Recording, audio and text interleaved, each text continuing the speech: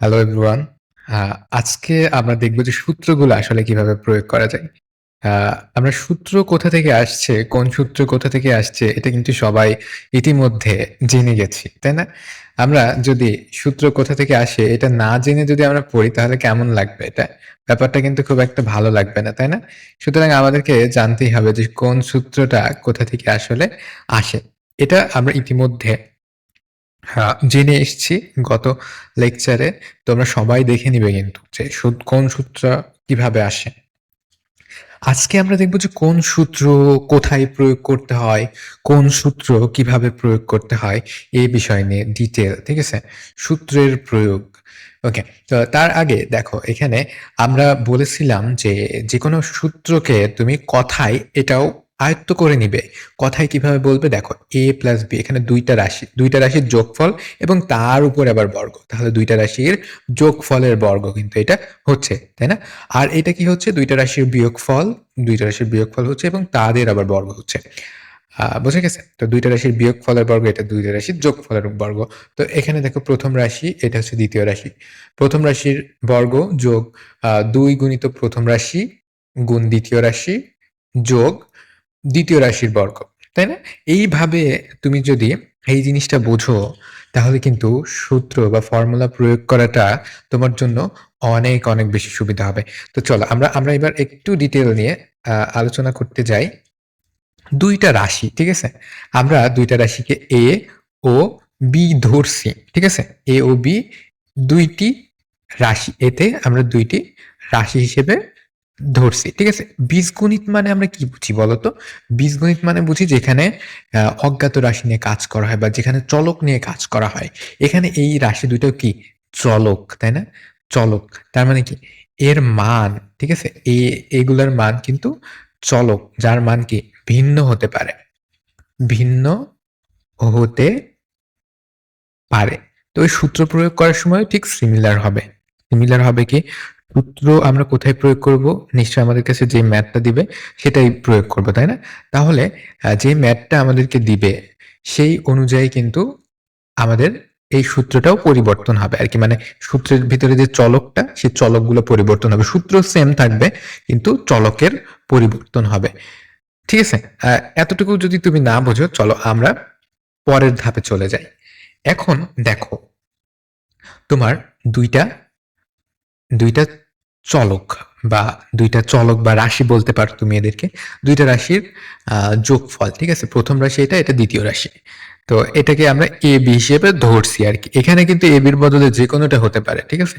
তো এটা যদি A হয় আর এইটা যদি B হয় ২য় রাশি, তাহলে আমাদের A plus B whole square সমান কি লিখতে পারি আমরা? ১ম যে রাশিটা হবে সেটাকে বর্গ করতে হবে এবং ২ দিয়ে ১ম রাশিটার গুণ ২য় রাশি করতে হবে এবং ২য় রাশিটার কি করতে হবে? বর্গ করতে হবে। ঠিক আছে? এই হচ্ছে আমাদের আ মেইন যে আ থিমটা, যেভাবে আমরা আসলে বুঝবো সূত্রগুলা, এইভাবে বুঝবো আমরা। ঠিক আছে? এইবার যদি আ ২ টার ২ টা রাশির যদি বিয়োগফলের বর্গ হতো তাহলে কি হতো?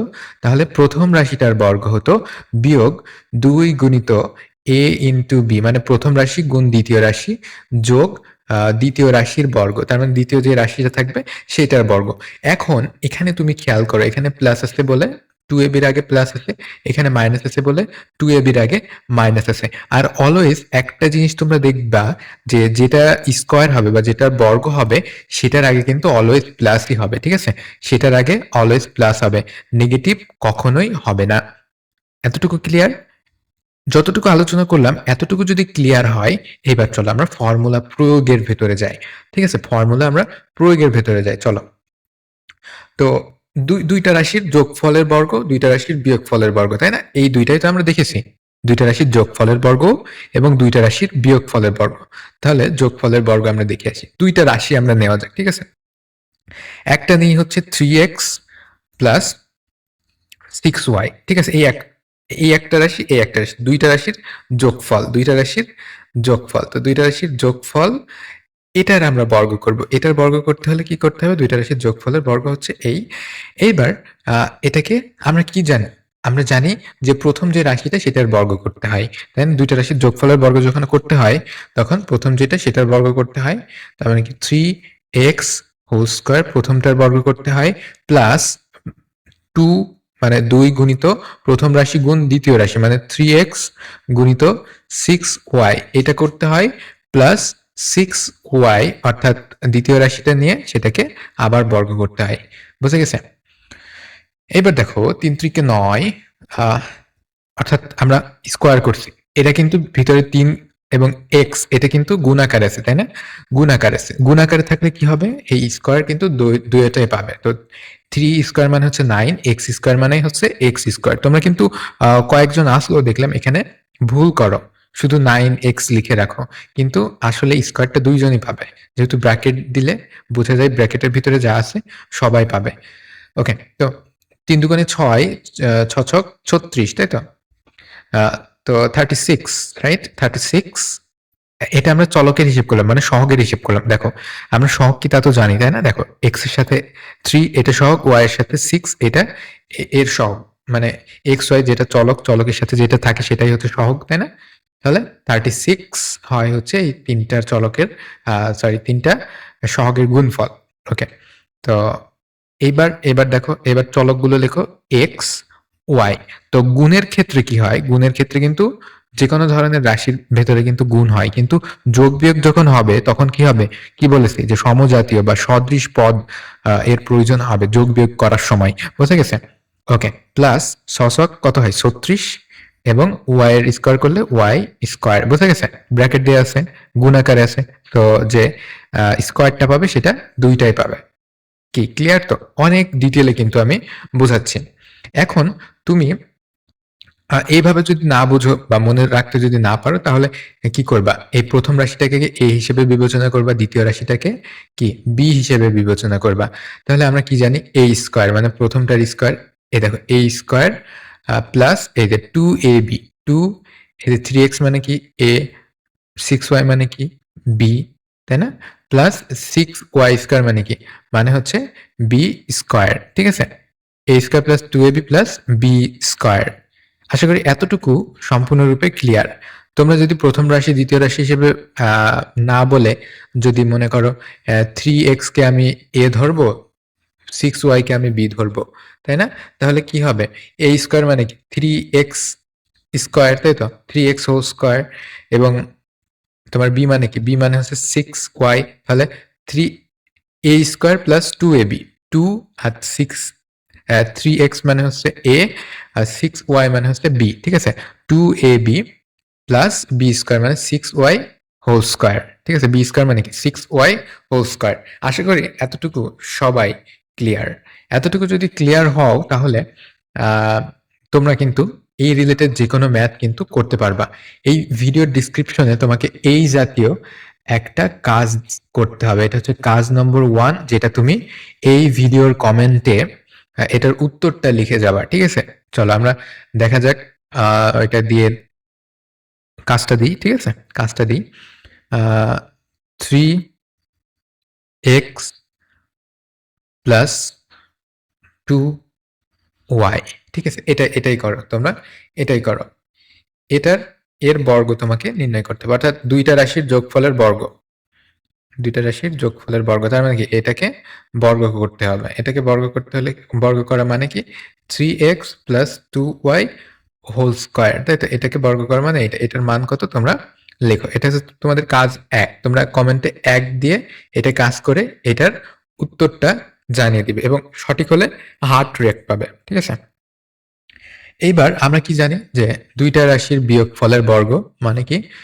এই যে ২ টা রাশির বিয়োগফল তাদের বর্গ। ঠিক আছে? এর মানে কি? এর মানে হচ্ছে প্রথম রাশিটার বর্গ বিয়োগ ২ গুণ প্রথম রাশি গুণ দ্বিতীয় রাশি। ঠিক আছে? দ্বিতীয় রাশি যোগ দ্বিতীয় রাশির বর্গ।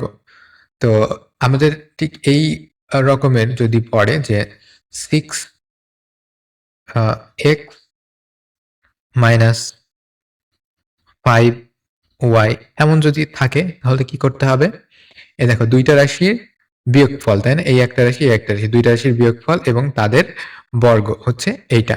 এখন তুমি এটাকে a ধরো, এটাকে b ধরো, তাহলে কি করতে হবে তোমাকে? a square plus 2ab plus a square minus 2ab plus b square, তাই তো? a স্কয়ার মানে কি? 6x স্কয়ার, তাই তো?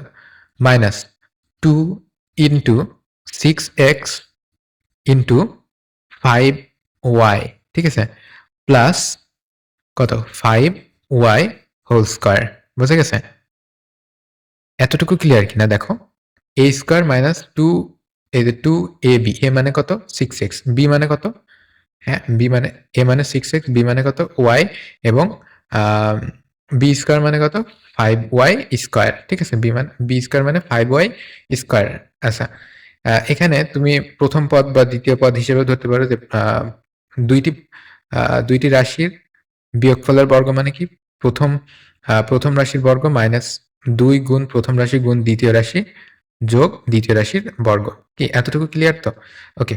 তো এতটুকু যদি তোমার ক্লিয়ার হয় তাহলে তুমি আরেকটা ম্যাথ করবা, এটা হচ্ছে কাজ 2 হবে। এটা হচ্ছে কাজ 2। চলো কাজ 2 টা করে কমেন্ট করে জানাবা। 2 লিখে অ্যান্সার লিখবা, ঠিক আছে? 2 লিখে অ্যান্সার লিখবে। সেই অ্যান্সারটা হচ্ছে এটার সমাধান। আচ্ছা, এটা কি দেব আমি?